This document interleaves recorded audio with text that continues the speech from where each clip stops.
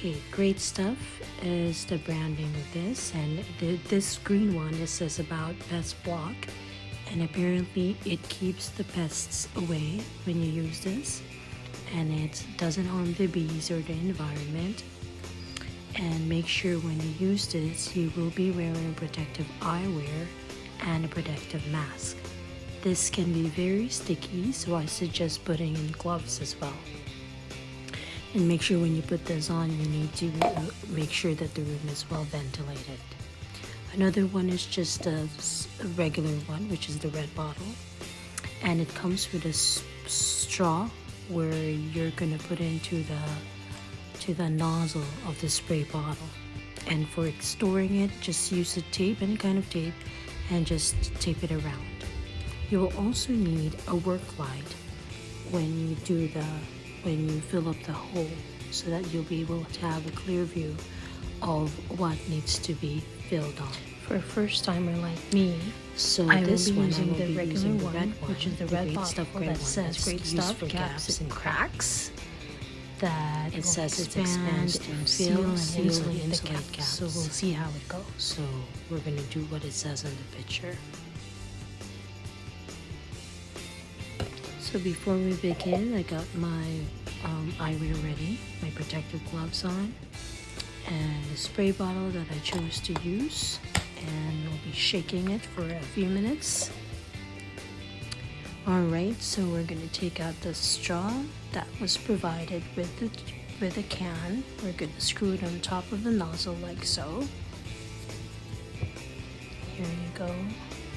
And then we're ready to go. So we will be filling up a hole right underneath the toilet, and I have my work light on. We're going to fill that hole with this foam.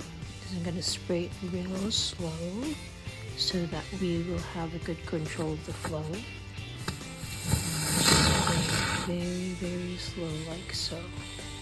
Make sure not to overspray it, so around it. Don't worry about it because it's going to expand. And just make sure that all the holes had been filled and covered. After a few minutes, this is how it's going to turn out. It's like a styrofoam that hardened. So we're going to clean it up by using a cutter. So bear with me. This is my first time as well doing this. And this is how I'm doing it. So I'm cutting the edges. And I make sure that I go around with that metal pipe. Hopefully I get this cleaned up very nicely. That's what it's gonna look like. So that's what it looks like. The texture is pretty much just a styrofoam. So cut it real slow.